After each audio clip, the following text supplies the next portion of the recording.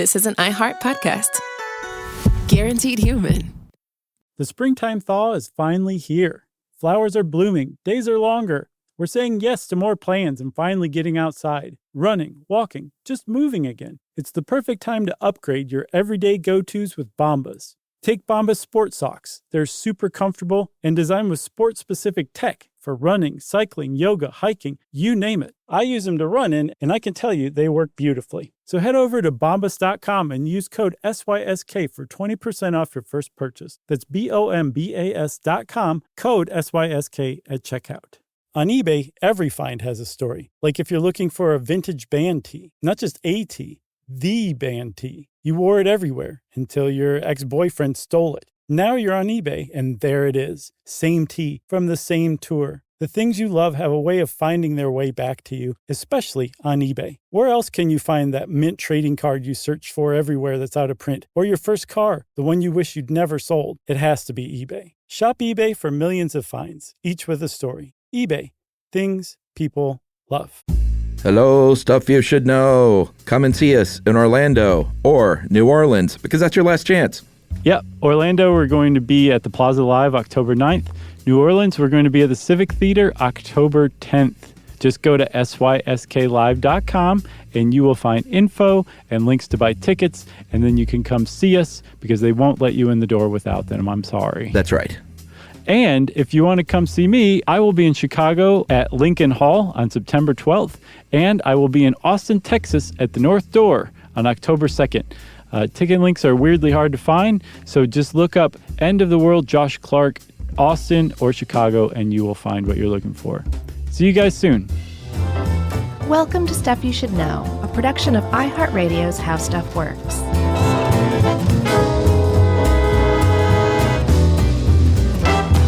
Hey, and welcome to the podcast. I'm Josh Clark. There's Charles W. Chuck Bryant. There's first-time guest producer Dave. Dave. Yeah. Back with us. He picked it up already that he already knows not to say anything in response. I love that in a guest producer, don't you? So Dave's story, Dave worked with us many, many years ago and went away. I don't even know what Dave did in the meantime. He went to Alaska, I think. He wandered the desert. Mm-hmm. Then the desert of Alaska. He wandered back in one day and said, "Hey, I hear you guys invented podcasting. Right. Can I get a job?" Yeah. And here he is now. Yeah, it's good to have him back. You may have noticed a distinct uptick in the quality of our short stuffs. That's because Dave took over editing those things. Yeah, Jerry was like, "This isn't even worth my time." Snooze, yawn. Yeah, Jerry's been handing off duties, huh? Left and right, like she's dealing a hand of cards. The final straw one day is she's going to just look at us both. This is how she's going to quit and do the move when the dealer leaves the table. Yep. The little hand move. Yep, I'm out. I hate you both so much, I'm out. That's how she's going to break it to us. Yep. And then a new person with a cummerbund on will just wander in. Yeah. And an arm garter. Right. Because we go to casinos in the 19th century. Right. A portly fellow with a mustache. That's right. His hair waxed. That'd be great. Would be great. Can't you see Jerry dreaming about doing that? Like just kind of twitching in her sleep with a big smile on her face? You and I dream about stuff you should know going on forever, and she dreams about its ultimate demise. Right. So, Chuck, let me ask you. Mm-hmm. Have you ever had nacho cheese Doritos? Is that the original Dorito? I don't know. I think it's possible taco flavor is the original, but for you and me as children of the 70s, 80s, I would say nacho cheese is the first one we probably ever ate. The red bag. Sure. I'm a Cool Ranch guy. I like it too. Actually, I like all Doritos. I don't really discriminate. So you have had nacho cheese Doritos? Yes. Have you ever had soy sauce? Oh, I'm a big soy guy. Okay. I do not follow the sushi what they say, how to eat sushi. I drown it. Do you? I still use soy sauce, even though every time there's a weird little voice in my head that's like, you're not supposed to do that. That voice is probably Yumi sitting next to you. I say, no, it's really not, because she uses a little bit too, but I don't know what it is. It's not male, it's not female, it's just some weird disembodied voice. And I say, to heck with you, voice, I'm doing it anyway. Yeah. What about Maggi sauce? Have you ever had that? Ooh, I don't think so. Oh, I'll bet you have somewhere. It's kind of like a tall, slender brown bottle with a yellow label. Maggi, M-A-G-G-I. I think I can picture it. Okay, I'll bet you've had it. Anyway, if you've had all three of those or any one of those, what about Vegemite? Oh, God, no. Okay, I've had Vegemite. I'm not crazy for it, but we're not here to yuck anyone's yum, right? Well, I'm going to throw one in because I see what you're doing now. Okay. Can I throw it in there? Sure. Have you ever used Accent? That is A-C, a little accent agu, I believe. Sure. C-E-N-T, that spice. I don't know if I have. I know exactly what it is because I'm just so familiar with grocery stores, but I don't know if I've ever had it. You're so familiar with grocery stores. So familiar. It's one of your talents. I've got another one for you. You know Japanese mayonnaise, the Kewpie doll mayonnaise? I have had that. Okay. We could do this all day. What about oysters? You ever had oysters? I love oysters. Okay. Well, Chuck, listen. You have had MSG, monosodium glutamate, if you've eaten any one or all of those things. That's right. I love monosodium glutamate, also known as MSG, and the world does too. The world just doesn't know it because MSG, those three little words, those three little letters, have such a bad reputation, especially in the West, especially in America, that food manufacturers have come to basically bend over backwards to create new processes for creating MSG so that they can insert them into foods without having to say that there's MSG in the food, even though there's very much MSG in the food. But they know that a lot of Americans won't eat that food if they see that there's MSG in there. That's right. And we will get to this in more detail, but it was such a bad thing at one point, especially in the 70s and 80s. Yeah. Like I remember growing up and people talking about MSG in Chinese restaurants. And the whole time they were talking smack about Chinese restaurants, a lot of American families were just dumping that stuff all over their food via that little Accent spice bottle. Yeah, Accent, any kind of processed food that has any sort of salty or savory kind of flavor to it. Like it's everywhere. It's in grape juice. It appears everywhere, naturally and added. Because grape juice, what you want is a meaty, salty aftertaste. Right. You're swishing the grape juice around your mouth. You're like, yeah, it's got a real oystery quality to it. I love it. Are they natural in oysters? Is that the deal? Yeah, oysters, clams. They MSG? Yeah, I'm calling them a MSGs? they, like the little trio of... Sure. Those three letters. Yeah. So the point is that people are terrified of MSG or really can't stand it. They say maybe it gives them all sorts of physical maladies. Perhaps they think it can lead to developmental disorders. And yet at the same time, they consume MSG every day without realizing it and without being affected by it. So it's entirely possible, and like you said, we'll talk about this much more in depth later, that the fear of MSG is a totally unfounded scientific panic that is basically a nocebo reaction to something that appears to be basically harmless to almost everybody who consumes it. Yeah, so we're going to be busting some myths left and right. Yeah, we are. Like I call Adam. Did you say I call Adam? Yeah, I call Adam. You're Jamie this time. Oh, nuts. Let me get my beret Jamie. out. Yeah. You got to shave your beard, too. Just keep the mustache. And I got to grow that mustache out to where it covers both lips. That's right. He had that big thing. Boy, he disappeared, didn't he? It's enormous. Oh, yeah. He said, thanks for the memories, suckers. Yeah, I always was under the impression, just watching that show and being a fan, that he didn't want to be there ever. Right.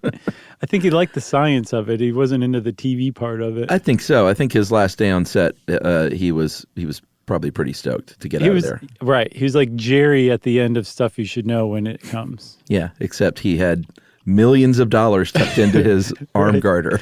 Exactly. All right, so monosodium glutamate there's a lot of myths. One of them is that, this is something that human beings just created out of thin air. It's black magic. Mm-hmm. And that is not true because it occurs naturally in a lot of foods. If you've ever had tomatoes and cheese, those are a couple of big ones. You eat a pizza, You're eating naturally occurring MSG. Yeah, don't forget again, oysters, anchovies, mushrooms, potatoes.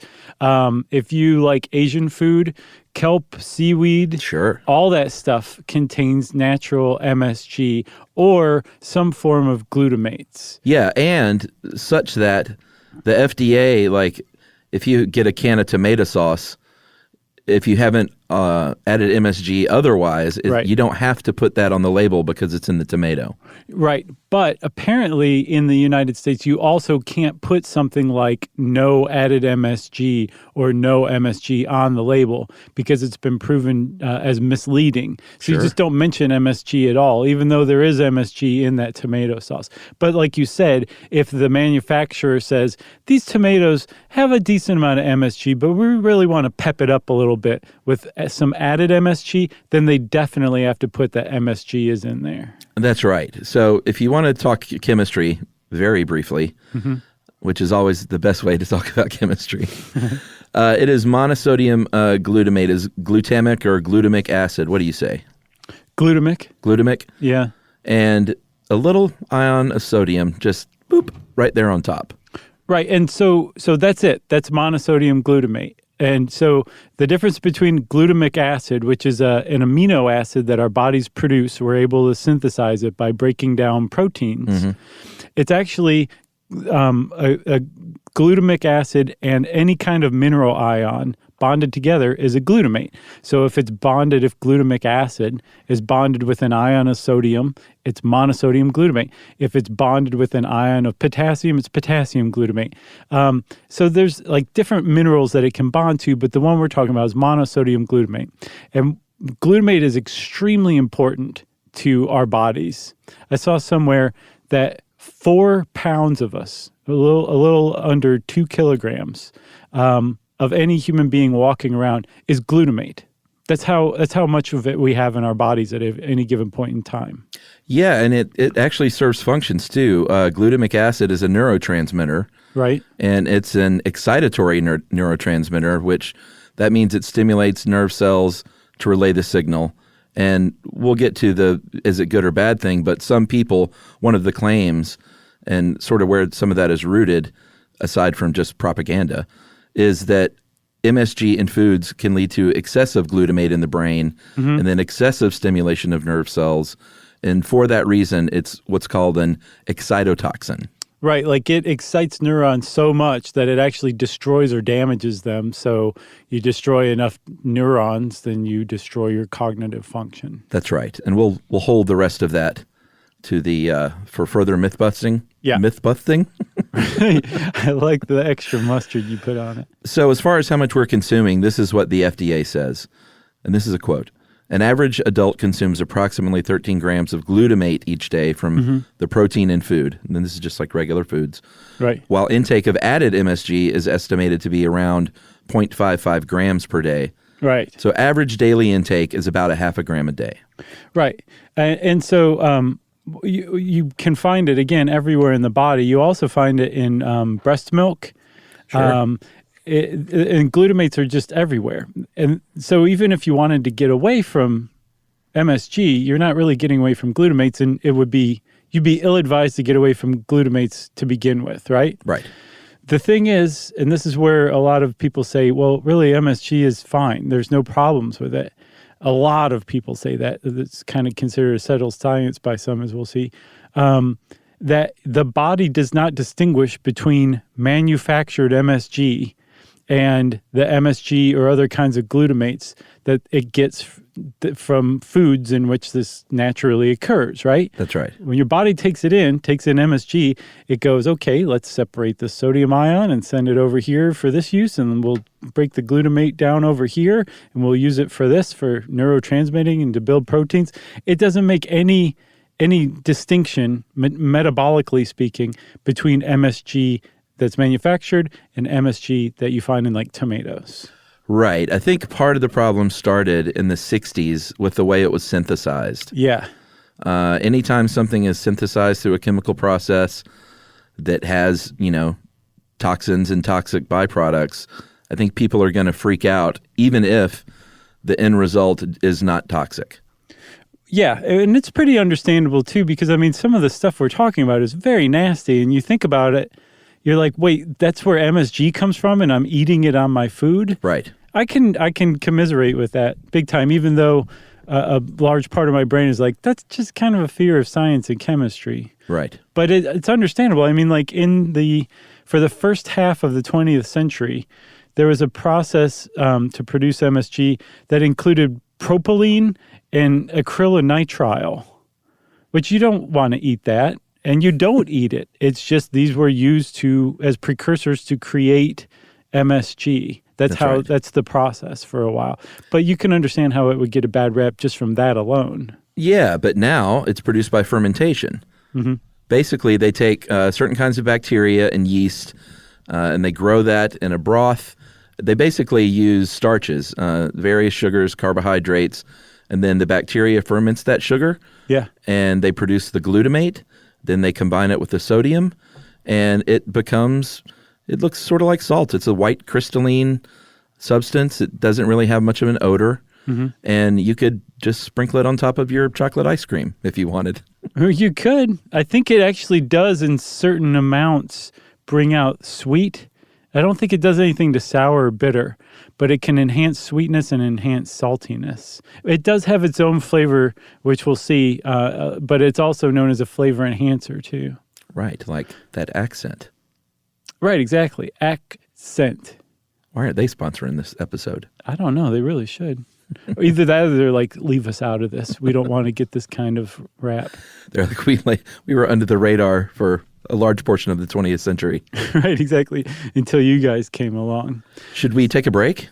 Oh, wait, hold on. I have a little more on fermentation. All right, of course. This is very surprising, but the fermentation, the wastewater, what's left over after you get the MSG out of this like sugar beet juice that the bacteria and yeast have fermented.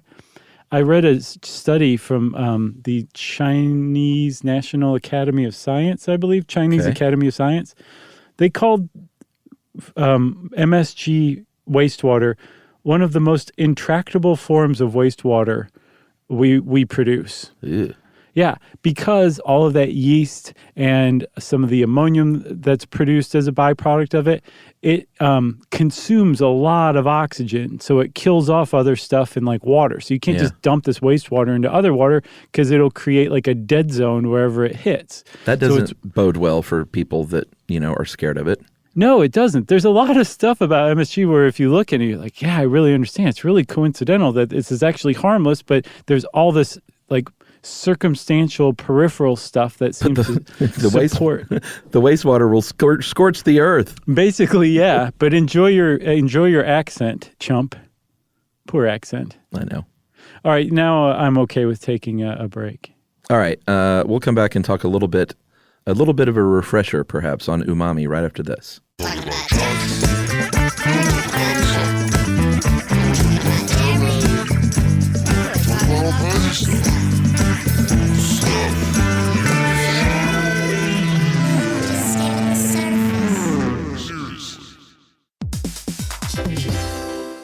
Hey everybody, we want to talk to you about The Big Bang Theory. That's a show that became one of the most defining sitcom of its era and really built a fan base around its memorable characters and unique group dynamic. That's right, which is why we think you'll enjoy the official Big Bang Theory podcast. It's back, covering seasons 3 and 4 of the show. Host Jessica Radloff sits down with crew and cast members like Kunal Nair, who plays Raj, Mayim Bialik, who plays Amy, and Kevin Sussman, who plays Stuart. That's right. You're going to learn all about the Easter eggs you may have missed, behind-the-scenes stories, and how certain real-life relationships shaped some of the most memorable storylines. Yeah, there's cast reflections years after the series aired and expanded content around famous episodes and storylines. It is exactly what you're looking for if you're a fan of the Big Bang Theory. The season is on video, so watch the official Big Bang Theory podcast on HBO Max, or listen wherever you get your podcasts, and stream episodes of the Big Bang Theory on HBO Max. The springtime thaw is finally here.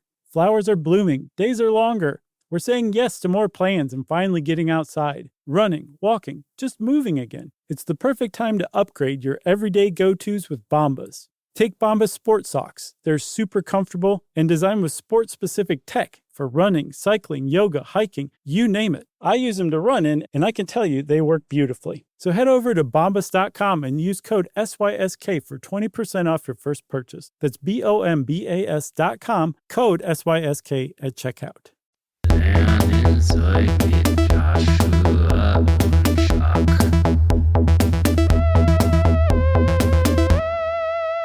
So, Chuck, we did an entire episode on umami. Do you remember that? That was a good one. It was.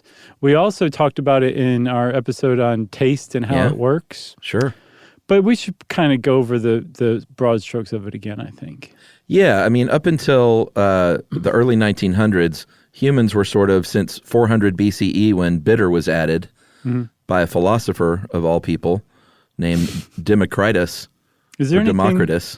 Anything those philosophers couldn't do? I don't think so. It's a pretty broad title back then. For real. But sweet, salty, sour, and bitter. And we were locked into that, and everyone was pretty happy with that. Like, why mess with it? You know?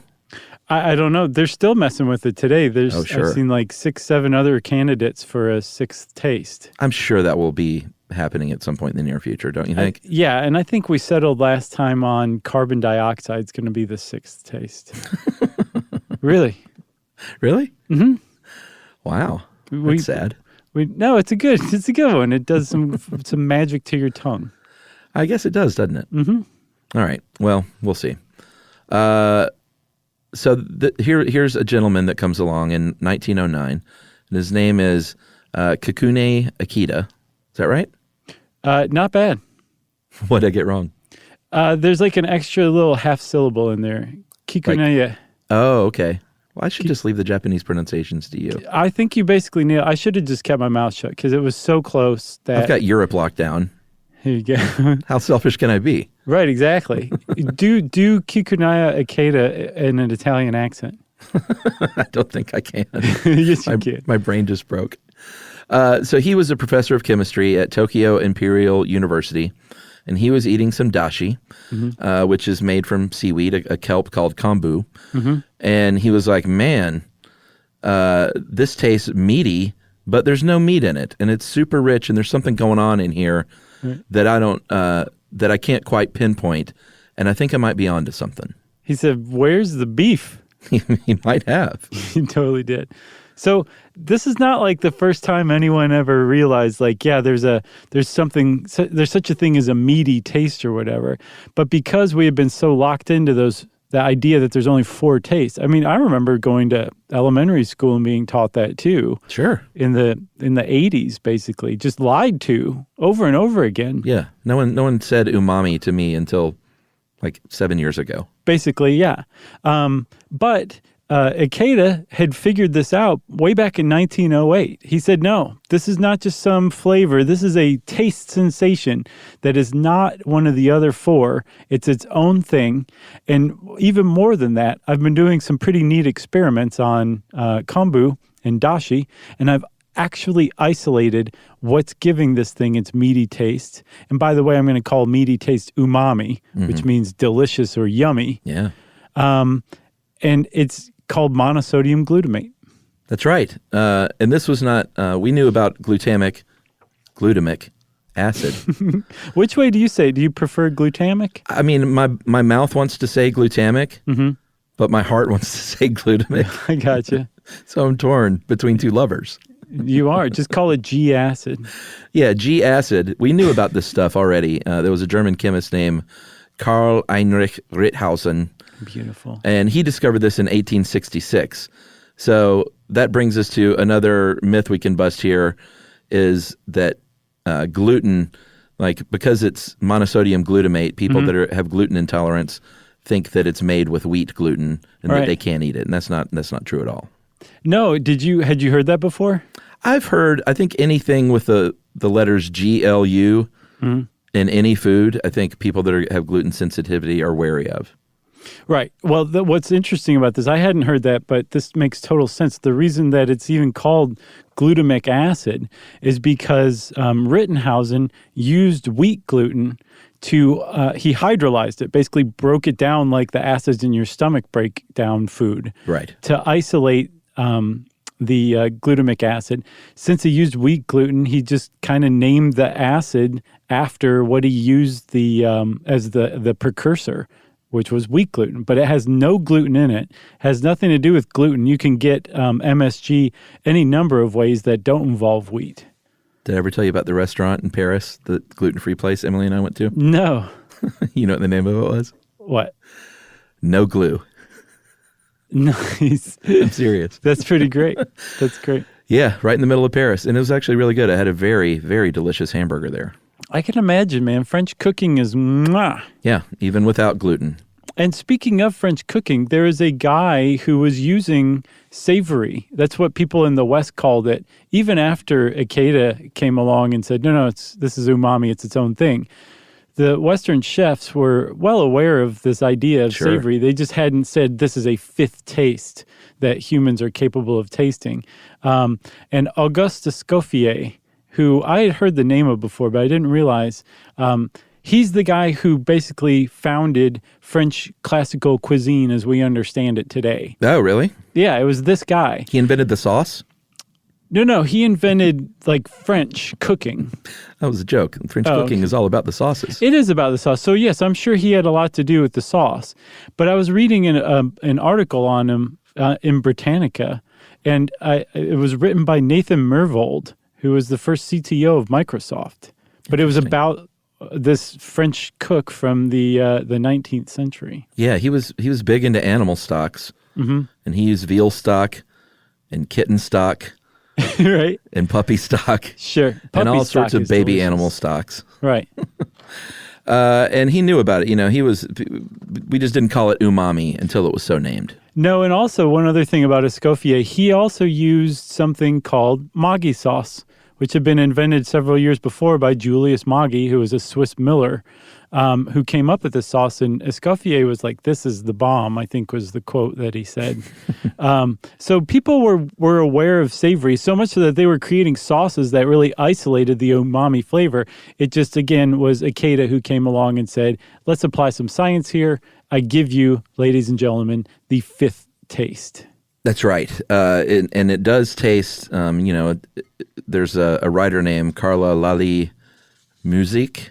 Nice. It's music, but I bet she pronounces it musique. I would if my last name was Music. And she writes sometimes for Bon Appetit, and she said it's sort of like salt mixed with dehydrated meat juice, and it adds a lot to food. You don't want too much of it.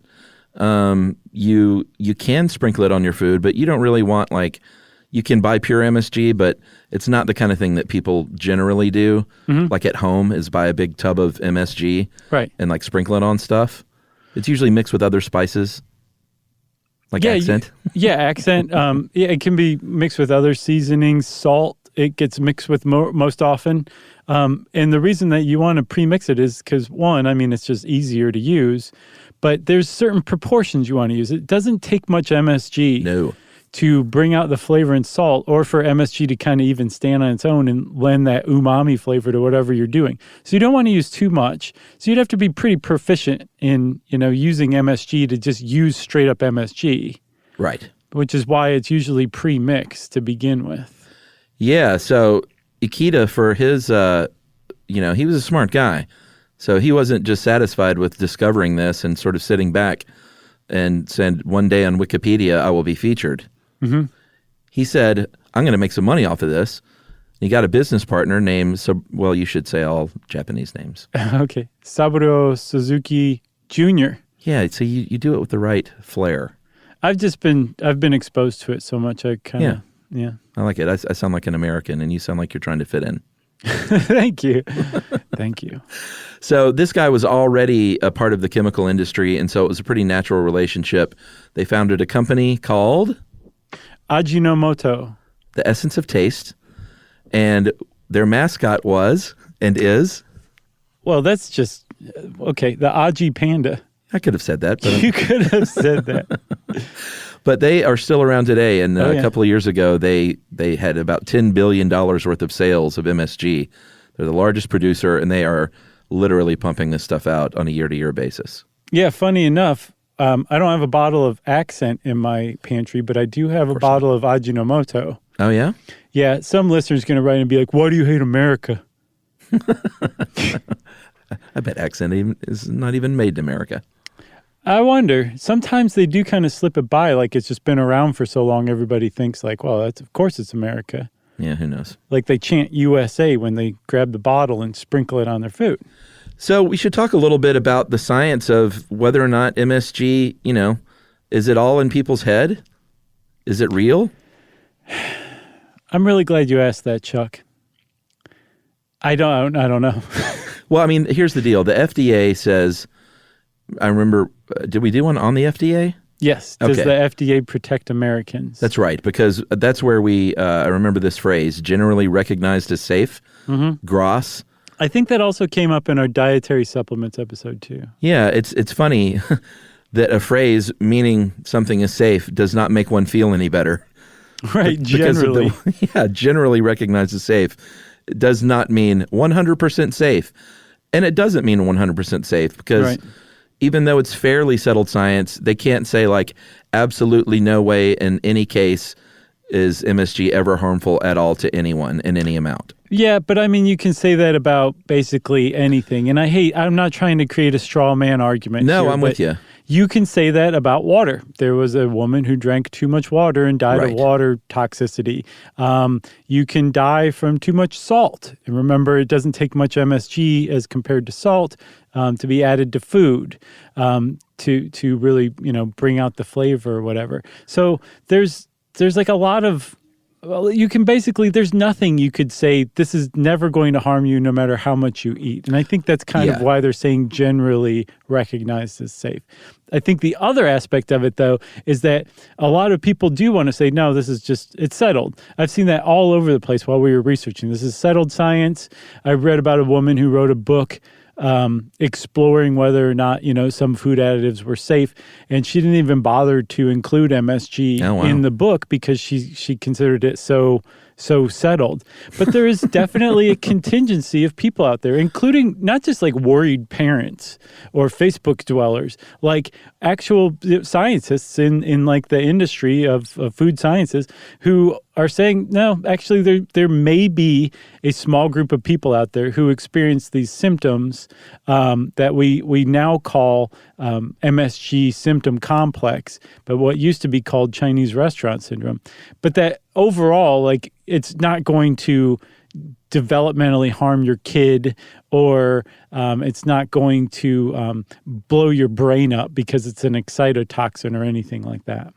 Yeah, so here's the deal on the science. It is true that increased glutamate activity can cause harm and that large doses of MSG can raise the blood levels of glutamate, but dietary glutamate, and we'll talk about some of the experiments here in a second, but dietary glutamate is not going to have any effect on your brain because it can't cross the blood-brain barrier in large amounts. So is that true? Huh? That's right? Oh, yeah, for sure. Okay. So here's the deal. If people experience like headache, muscle tightness, numbness, tingling, weakness, flushing, these are all reported like symptoms of that syndrome. We're talking about dietary glutamate. Like they say the threshold that could cause those symptoms is about 3 grams in a single meal. But if you remember, we said 0.5 grams is a daily average intake. Right. So in a single meal, consuming 6 times the average daily intake of MSG could lead to something like that. And they're not exactly sure why, but some researchers, they have speculated that really large doses like that, like overdosing on MSG, you may get little trace amounts crossing the blood-brain barrier. Gotcha. That makes sense. And that 3 grams in a single meal is straight up MSG fed to people in an experiment who were on an empty stomach.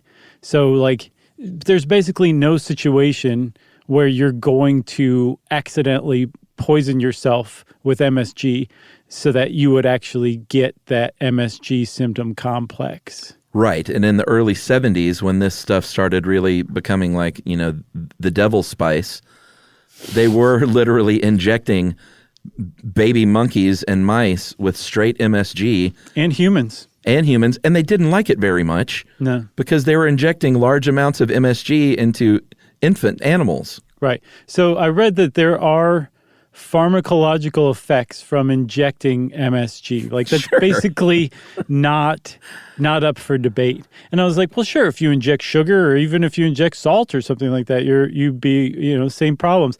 Actually, it's not necessarily true. You get kind of saline drips, you get glucose drips. Like people do inject salt and sugar and can tolerate it. So in injected form, MSG is not good for you.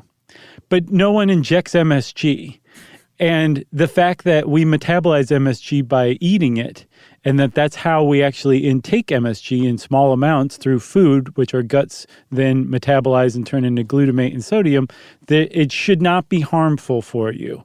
That's what the science has found. That's right. And in addition to these studies that injected baby mice, which is sort of ridiculous. Yeah. These weren't even great studies anyway. They were not double-blind. Ed found research that says, they were just basically lacking in design altogether. Right. So they weren't good studies, and they were wacky in how they, the methodology, I think. Well, yeah, which is kind of, I don't know, I guess it's surprising. I maybe just scientists who weren't so great were the ones who tended to be interested in it, or they were rushing it out to market. I'm not sure. Or maybe food science was just a little early. Maybe so, but they from the findings of these early studies and then replicated studies of the early studies that found MSG to be harmful, basically said, no, this is not harmful. Yeah, probably if you inject it, it's not good, but don't inject it is basically what science said. And then there were further follow-up studies, in the decades that followed that said, okay, well, wait a minute. What about all these people who are self-reporting MSG allergies, who are saying they're getting this complex of symptoms from eating at like Chinese restaurants or something? And so there was investigation of that. And what they found from those studies is that they basically couldn't get it beyond the placebo effect. Right. That you were just as likely, if not in some cases, more likely to report the MSG symptoms complex from a placebo than you were if you were given actual MSG, a pill with MSG or something in it. So combined, all these studies combined have basically led the FDA to say because the symptoms can't be consistently or reliably replicated, and that there's all these double-blind placebo tests that have been done that show placebo can bring it out too, we tend to think that it's actually basically in almost everyone's heads. That's right. Should we take another break? Sure. All right, we'll take one final break, and we're going to come back and talk about a few reasons why the MSG scare was born right after this.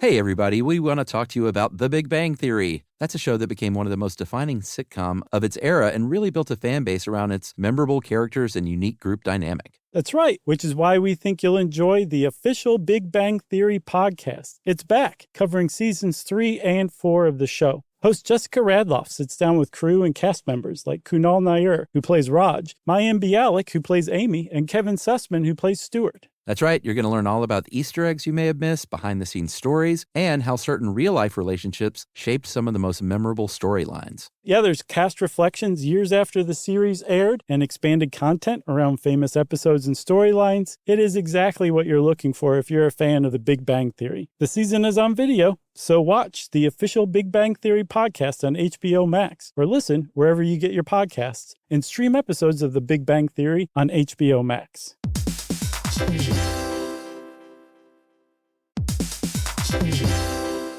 So you're considering getting a home security system, but you want something that fits your space. Well, with ADT Blue, it's easy to customize a system that's right for you and set it up yourself. Just pick the kit and monitoring system that makes sense for your home. Yeah, well, let's say you're worried about package theft right off your front porch. The ADT Plus app can walk you through setting up a new doorbell camera kit. Once it's installed, ADT Pros can help you keep tabs on it 24/7, or you can manage it yourself from the ADT Plus app. That's right. There are no long-term contracts, so you can change your monitoring plan whenever you want. The flexibility doesn't end there either. You can add to your system as you need with things like extra cameras or motion sensors. Some life decisions are hard, but thanks to ADT Blue, you can get DIY trusted ADT home security in a snap. Head to ADT.com/BLU to build your system today. And to find out more about home protection, check out a new episode of Grown Up Stuff with security expert Joe Mazza out on June 9th.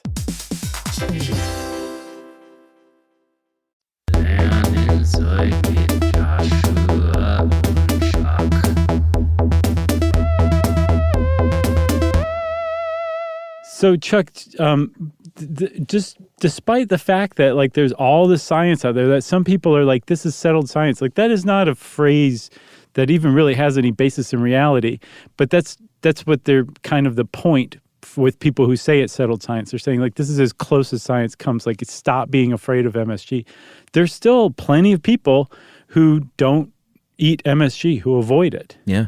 I saw that the International Food Information Council did a survey and found that 42% of Americans actively avoid MSG. Yeah. Like they read labels, and if the thing says MSG is contained in this, they won't eat it, which is more than people who avoid caffeine, genetically modified organisms, or gluten, which was really surprising to me.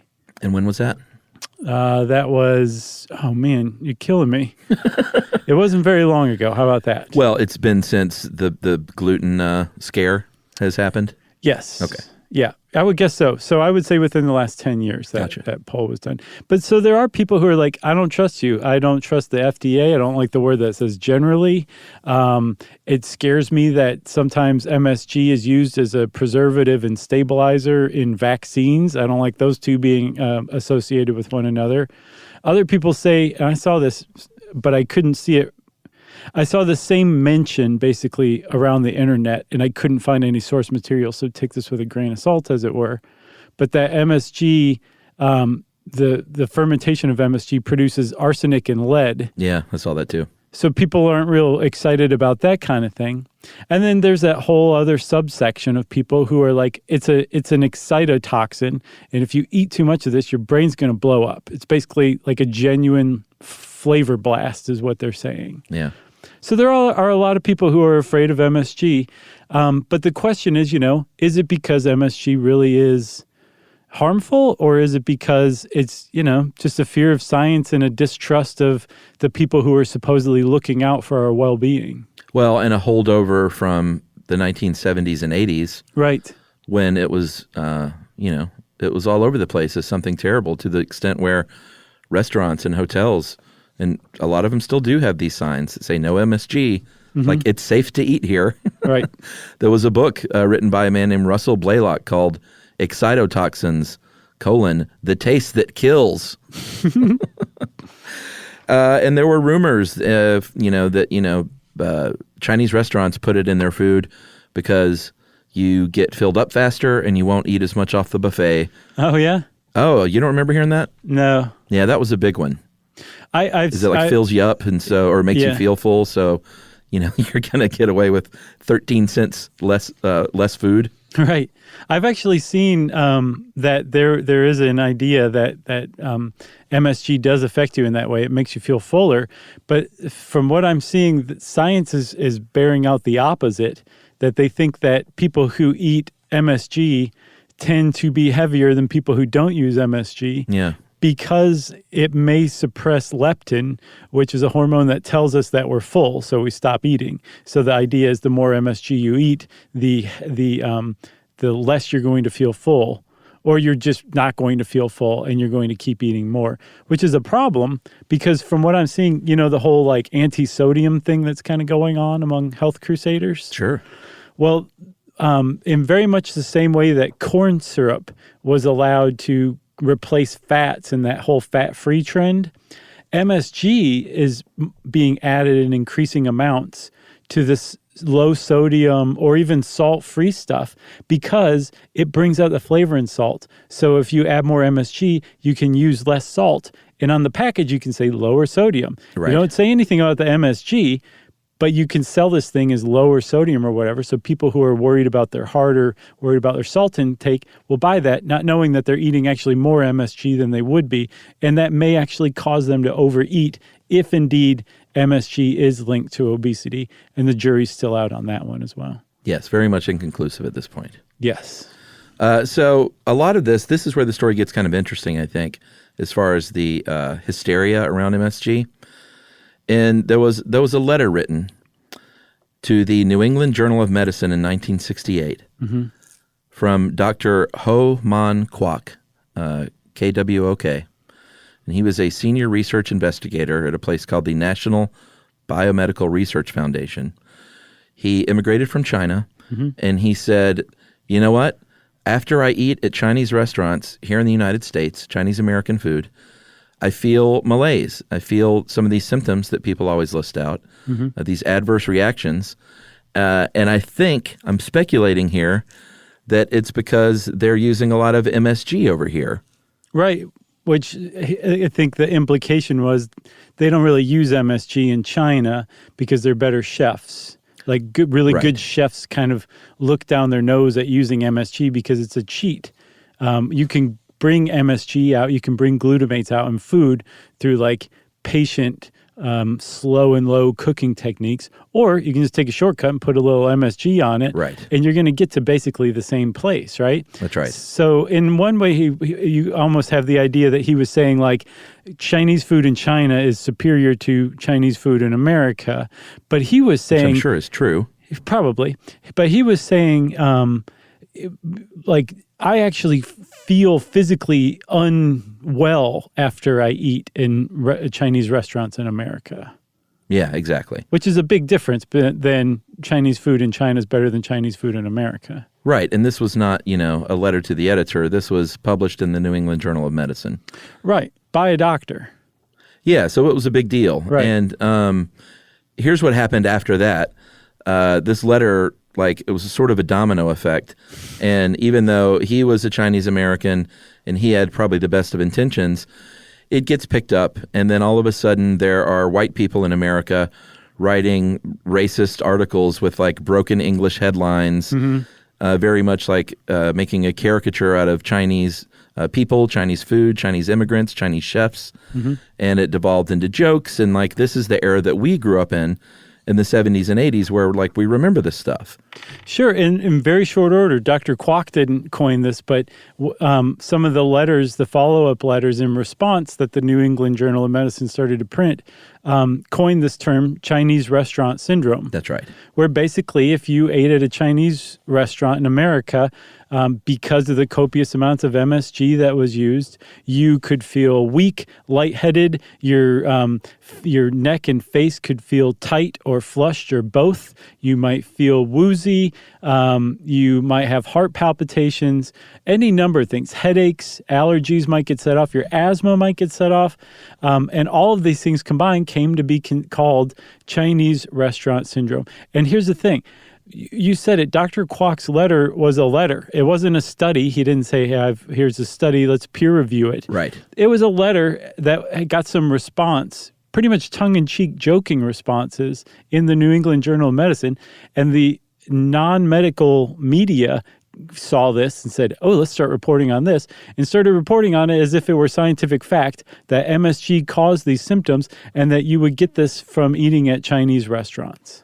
That's right. So none of it had to do with eating 8 pounds of Chinese food at a buffet. Sure. Sure. And even Dr. Kwok in his letter said maybe it's soy sauce, maybe it's cooking wine, maybe it's... Right. I can't remember, I think the copious amounts of sodium.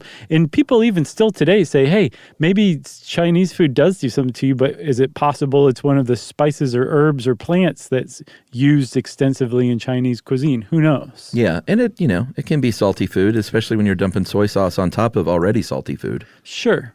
But the point is, it's not clear at all that there is such a thing as Chinese restaurant syndrome, that there is any kind of response that anyone actually gets to this, or is it all just the power of suggestion? That's right. And the story gets a little weirder here as far as this letter goes. So they published a letter, New England Journal of Medicine, and apparently there's a history there of joke letters like onion style stuff, I guess. Sure. Fake syndromes, silly letters. And Christ returns to the NBA. a lot of letters in response to this Kwok letter had this, sort of took this angle where they were doing that. And some of them suggested that it was a fake letter and the name Ho Man Kwok was a pun, human croc. And it was all just cooked up. Right. So that's the foundation. Then in 2018, Dr. Howard Steele this guy put a response to an article about this controversy, and he called a reporter and said, you know what, I wrote that letter way back then. He said, I was trying to win a bet to see if I could get a fake letter in the New England Journal of Medicine.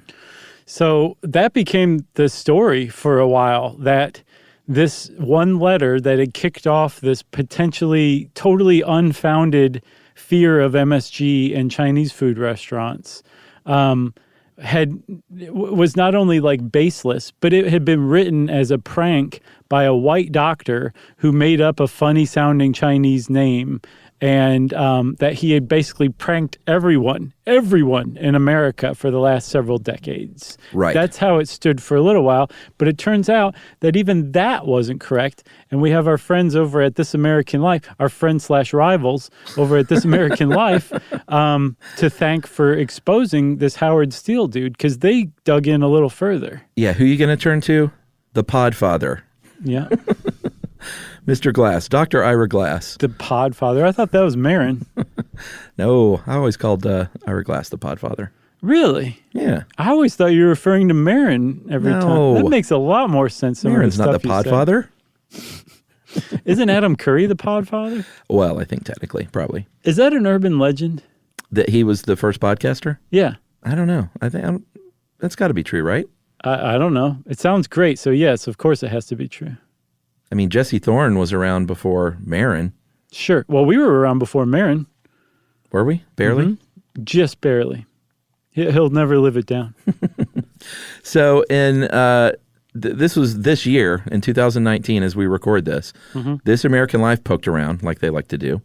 They found out that Dr. Steele, who was dead at this time, was kind of a real jerk, because Dr. Kwok was a real person who is now also dead.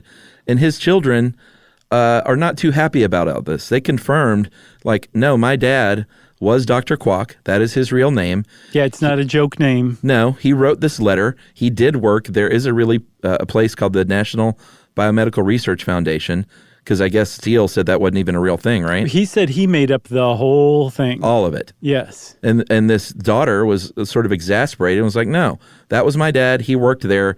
He wrote that letter. And this Dr. Steele sort of, what's his problem?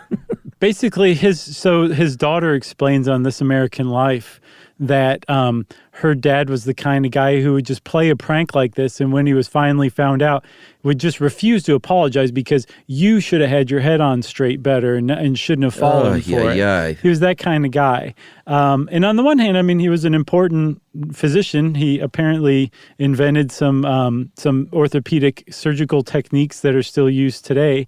But he was also kind of a jerk from what I can tell. He's the kind of guy that pulls out the chair from under you and you fall on the floor and he's like, what, you don't reach back to see if your chair's there? Basically, that's kind of how his daughter portrayed him in a certain way. Lovingly, because it's her dad. Sure. But you should, did you hear that segment? On that episode? So, yeah, it's real cringe-inducing to hear Lily Sullivan on This American Life break the news to Dr. Steele's daughter that, he didn't make up that letter, that he was lying about that all these years. Yeah. She's like, oh, God. Oh, Dad. What has he done now?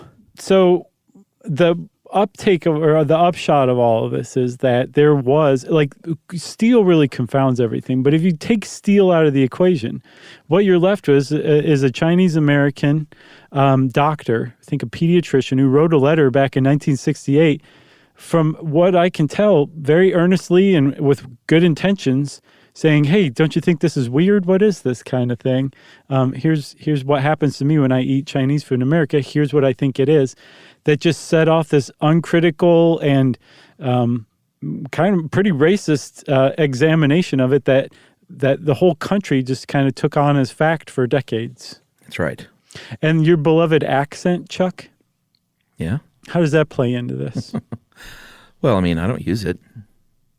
Well, no, but it had been around for a good 20 years before Dr. Kwok's letter was published, right? Oh, sure. Well, Americans been using that stuff for ages. Right. And no one had ever complained of any symptoms from MSG. It wasn't until that one single letter. That's right. Isn't that fascinating? Yeah. What an odd story. You got anything else? No. Okay. Well, if you want to know more about MSG, go try Magi or kombu or what was it? Oysters? Sure. Tomatoes, cheese, accent. Yeah. Go try all that stuff. You're going to love it. And since I said that, it's time for listener mail. Well, you got a listener mail follow-up, don't you? I do. I have two things, Chuck. First, I want to give a little heads up to everybody. My Chicago End of the World show is coming up on September 12th, and there's tickets still available. I'll be at Lincoln Hall, and you can get tickets at lh-st.com. Don't be a jerk and spell out dash. It's just the dash symbol. And then, yes, I have an update for a listener mail. Do you remember the listener mail author, Kate, who wrote in at the end of the nuclear semiotics episode? Sure. She had said that she had undergone like a big breakup and drove from Phoenix to Charlotte and listened to us the whole time. Well, when we read that, almost immediately, we got an email from another listener named Jeremy, who lives in Charlotte, who said, "Sorry to hear about your breakup, but welcome to Charlotte," from another SYSK listener. Are they in love? It's a great, I don't know about that. It's a great city, and I hope you have a great new start here, which I just thought was so nice. Sure. That I found Kate's original email and got in touch with her and just forwarded just that part. Copied and pasted. I didn't forward Jeremy's whole email because, you know. You're not playing matchmaker. Boundaries. You're just being friendly. No, and I'm glad I'm not trying to play matchmaker because in response, I get an update from Kate. And she says, "Thank you. I'm doing so well now. I made a new group of friends. I have my own apartment, a new teaching job, and I'm even dating someone new. It ended up being the best decision I've ever made." She said, "Thank you for sharing my listener mail. You guys rock." And then the middle finger hand emoji. Is she dating the guy? I don't think so. That would have been really fast. That's a MacGuffin then. Right. But yeah, well, you're the one who introduced it. I never said that. The guy was just being nice. I think it clearly was headed toward a romantic ending, no?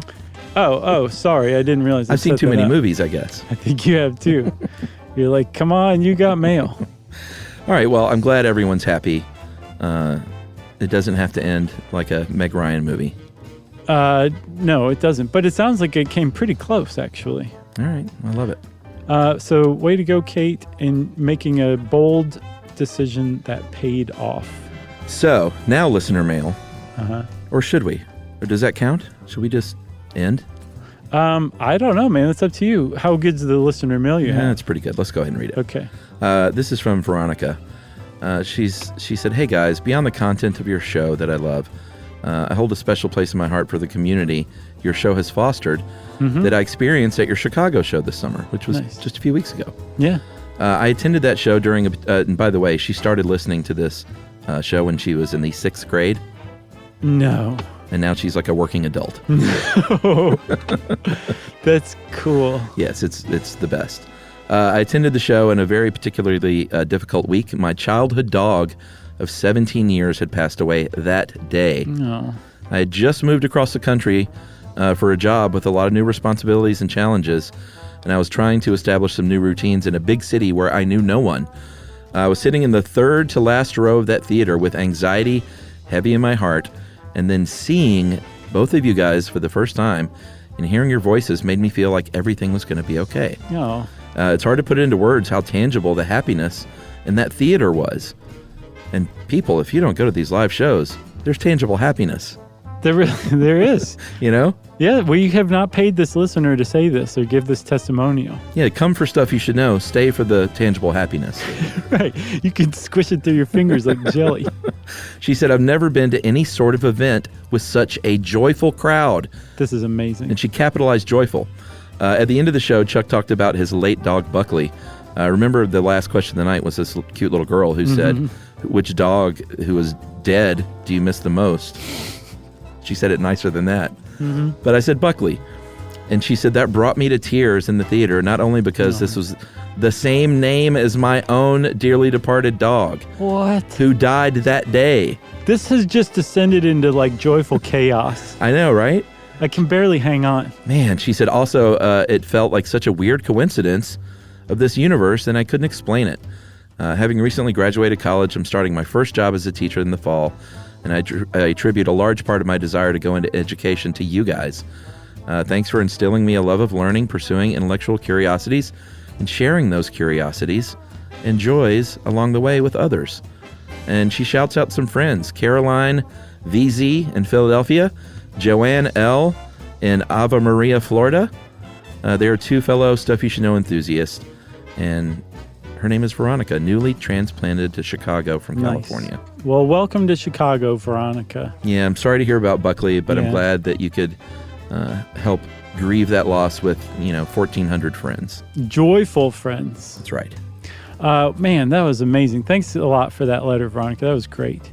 If you want to get in touch with us like Veronica did, or Kate, or Jeremy, you can go on to stuffyoushouldknow.com and check out our social links, or you can send us a good old-fashioned email.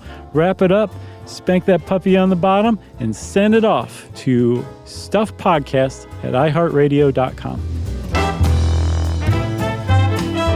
Stuff You Should Know is a production of iHeartRadio's How Stuff Works. For more podcasts from iHeartRadio, visit the iHeartRadio app, Apple Podcasts, or wherever you listen to your favorite shows.